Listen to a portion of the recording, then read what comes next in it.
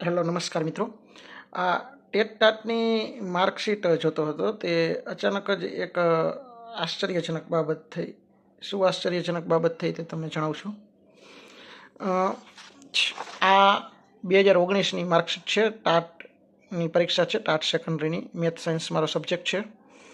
2019ની ટાટની પરીક્ષા આવે તો આ માર્કશીટ લગભગ કોઈ કામની નથી, વેલિડ ગણતા નથી, એટલે આ માર્કશીટ કોઈ કામની નથી। પણ તમને સ્કોર બતાવું જરાક તો 200માંથી 156 માર્ક છે। પાર્ટ 1માં 69, પાર્ટ 2માં 100માંથી 87 અને પર્સન્ટેજ 78% થાય છે। 156 સ્કોર છે। આ 2019ની માર્કશીટ છે, ટાટ સેકન્ડરી, મેથ સાયન્સ મારો સબ્જેક્ટ છે। હવે તમને એક બીજી માર્કશીટ બતાવું। આ માર્કશીટ છે આપણે ટેટ 2ની।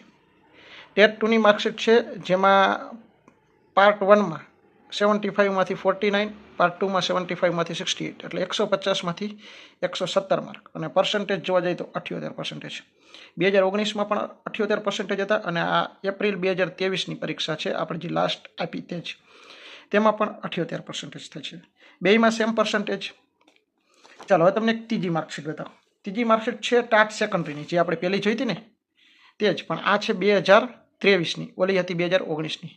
આમાં તમે માર્ક્સ જોવા જાઓ તો 200માંથી 137, આમાં હતા 156, આમાં 137, એટલે કે લગભગ જોવા જઈએ તો 68%, 68% થાય છે। આ બંને માર્કશીટમાં 78% અને આમાં સીધા 68%, એટલે કે લગભગ 10%ના માર્ક્સનું ગાબડું। હવે આપણે ટેટ ટાટની ભરતીમાં જોવા જઈએ તો પોઈન્ટ પછી 4 આંકડા સુધી મેરિટ બતાવતા હોય। પોઈન્ટ પછી 4 આંકડા સુધી મેરિટ બતાવતા હોય, આટલી કોમ્પિટિશન હોય, આટલી સ્પર્ધા હોય, ત્યારે મેન્સની એક્ઝામમાં જેમ મન ફાવે એમ પેપર જોવામાં આવ્યા। 90% લોકો, 90% વિદ્યાર્થીનું કહેવું એવું હતું કે મેન્સની પેપરની ચેકિંગની કામગીરી બરાબર થઈ નથી।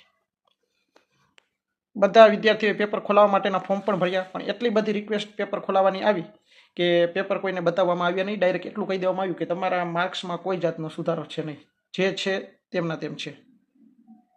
બીજી એક બાબત ધ્યાનમાં એ આવી કે આ ટાટ સેકન્ડરીની જે એક્ઝામ હતી, પ્રિલિમરી પરીક્ષામાં 120 કરતાં વધુ માર્ક્સ મેળવનાર લગભગ 5000 વિદ્યાર્થી હતા, જ્યારે મેઇન્સમાં 120 કરતાં વધુ માર્ક્સ મેળવનાર વિદ્યાર્થીઓની સંખ્યા 20,000 કરતાં વધી ગઈ। તો આના ઉપરથી શું સમજવું? ભાઈ, તમારે પ્રિલિમરી અને મેન્સ એવી રીતે બે એક્ઝામ લેવી છે તો લ્યો, અમને કોઈ વાંધો નથી, પણ જ્યારે પોઈન્ટ પછી 4 આંકડા સુધીમાં સ્પર્ધા જાતી હોય, આટલી સ્પર્ધા હોય, બરાબર, ત્યારે પેપર ચેકિંગ એક ખૂબ અગત્યનો મુદ્દો બની જાય છે।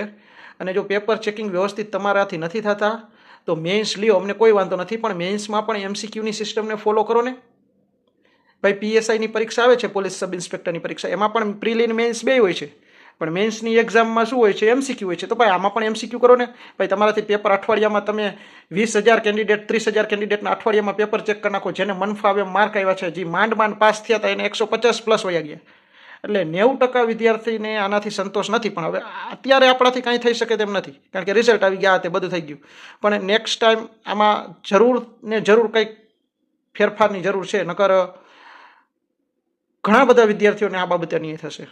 આવું મારું માનવું છે। તમારું શું માનવું છે તે મિત્રો આપણા કમેન્ટ બોક્સમાં ખાસ જણાવજો। Thank you.